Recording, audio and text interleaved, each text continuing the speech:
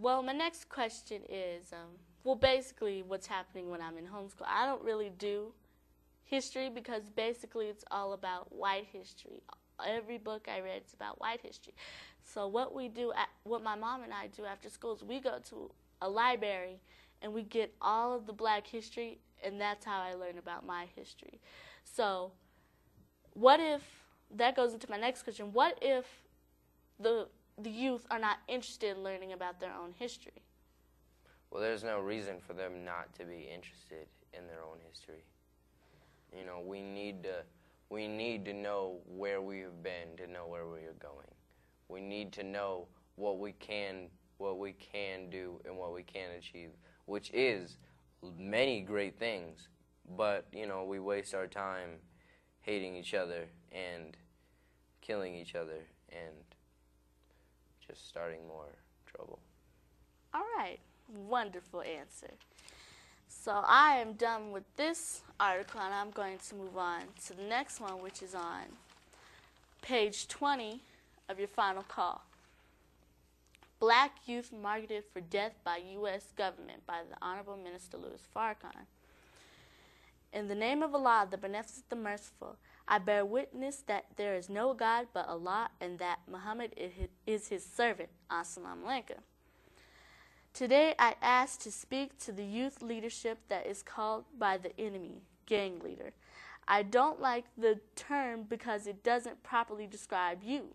So I will call you youth leaders, but I want to tell you today why the enemy refers to you as gang and gang leaders. Our community and black youth in particular are about to become the victims of a conspiracy emanating from the government of the United States that is designed to bring about the destruction of our youth. I want you to listen. If you never listened to a man before in your life, please hear me today. You may ask, Brother Farrakhan, how do you know what the government is planning? The Honorable Elijah Muhammad said to me that whatever Allah God reveals, that is the truth. Several weeks ago, while in Phoenix, Arizona, I saw the television, the tanks in the armed forces of the People's Republic of China rolling over young people, murdering them because they wanted a change. Now, my question is to you, why is the government, why is the black youth marked for death by the government? Because it's a vicious cycle, you know. If as a black youth you just decide to give up and decide to give up on education, give up on yourself, give up on achieving higher, then you kind of assimilate into the ugly side of it, you know. We can become so much more, but a lot of the time we become something ugly, something violent, something destructive, something that we don't want to be. And we are marked for death by the U.S. government because, you know, after a black youth gets caught by the authorities, police, and they go to like a juvenile center, when they get out, it's a lot easier after that to go back, you know, because if they've made a habit of doing something that's bad, you know, doing something that isn't honorable, then it's going to become easier. It's going to become a habit of not doing the right thing, of destroying ourselves, basically. All right. Say that there was a youth group that wants to help their community, save their people, bring them together, and they try to make them greater, superior, not superior, but bring them to a godly state of knowing themselves and knowing that staying together is the right place to go instead of being separate, because being separate is killing us, and coming together is healing us and making us better. And would they be marked for death for trying to rise? Would the government mark them for death if they try to rise our people? If we tried to rise, if a black leader arose and tried to help, no, they might not, because if that happened, I don't know how welcomed it would be.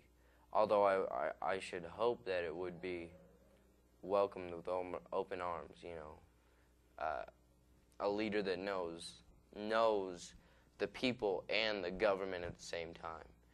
Because I think we need that a lot, and that's why people want a Barack Obama, because they want him to shed light on the distress and the plight of our people, of what we've become and the cycle we're going through, and how successful we are not becoming.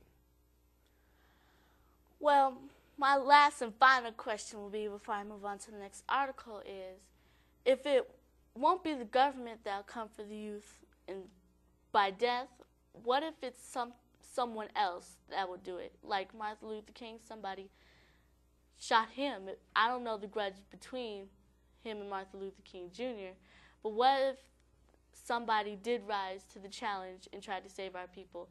Instead of the government trying to come and kill that person, would you think somebody else would try to come and kill that person because they don't want us to rise? Definitely. Whoever does choose to rise they're gonna be in danger, because there are always gonna be people who wanna, hold us down, that wanna keep us in our state of distress, in our state of unknowing. They want to keep us uneducated. They want to keep us down. They just want out of the inner circle, the circle where people actually have power, where they can do things. They don't want us to have power and do things. And then I said that was my final question, but another question just popped in my mind. Why wouldn't they want us to have power? Because there are always going to be those negative people, those people who believe in either white supremacy or not even that. It doesn't even have to be a white person. Like you said about the blacks and Latinos and the turf war. It doesn't have to be white people. It could be Latinos, even though our blacks and Latinos, history is really intertwined. Like Mexicans helped slaves. They helped us out. They helped us escape from our masters and flee to Mexico and into freedom. And I don't think people know that. And through education, I doubt that if every black person was educated, they would be acting the way they are.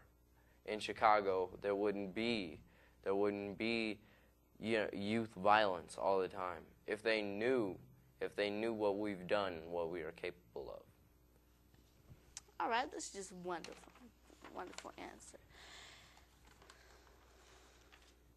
And I wanted to let you know on this page, on page 23, if you want to buy a book, Farrakhan and the New America, order now. It's only $19.95. The Black Agenda, Knowledge of the Time, the Season of God.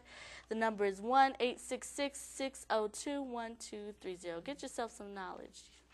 Even if you have knowledge, you probably need some more. So, moving on to the next subject on page 25. Who is the original man? Latinos are a part of the original family. This is by Teresa X.